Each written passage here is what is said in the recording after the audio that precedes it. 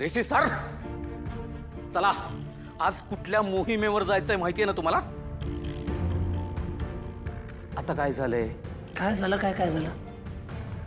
Shifting करते कमळी नवीन घरी. घर मिळाल्याचं मला सांगितलं सुद्धा नाही. मोकळेपणाने बोलायला प्रॉब्लेम काय ना तेच कळत नाही मला. ऋषी, हे बघ, कमळी कशी आहे हे तुला चांगलंच माहिती आहे. अरे ती कमळी आहे, कमळी.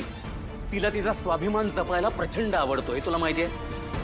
तिला आता तुला सांगितलं नसेल, तिला वाटलं असेल की प्रत्येक गोष्टीचं बर्डन तुला का द्यावं म्हणून सांगितलं नसेल. साहेबा, कमळी कशी आहे हे मला सांगायची गरज नाहीये.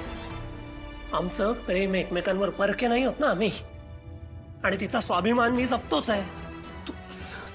तू ना ऋषी जरा शांत व्हा, शांत. हे बघ मित्रा, सगळ्याच गोष्टी बोलून दाखवता येत नाहीत. कमळी आणि तिची आई आता या घरात राहतीये हे राधिका वहिनी आणि सतीश सर या दोघांनाच आवडलेलं आहे.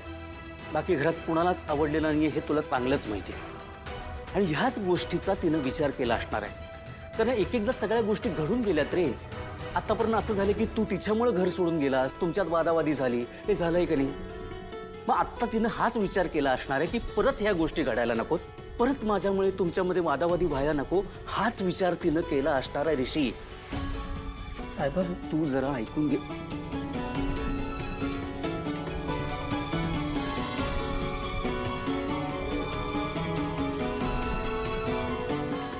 ऋषी सर, सॉरी. अहो, मला तुम्हाला असं दुखवायचं नव्हतं. एकदा ऐकून तर घ्या माझं. मला माहित आहे की तुम्हाला माझी आणि आईची किती काळजी येते. खरं असं किती दिवस मी इथं राहणार सांगा?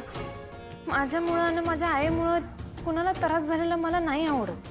काल बघितलं ना रोहित दादांना किती त्रास झाला. असं सारखंच होत राहिलं तर कसं चालेल? आणि आमच्यामुळं या घरातल्या कुणाचीच नाती खराब व्हायला नको एवढंच मला वाटतं. प्लीज प्लीज समजून घ्या मला. आणि एवढं लांब कुठं चाललोय मी? गरज पडली तर हक्कानं सांगणार नाही का?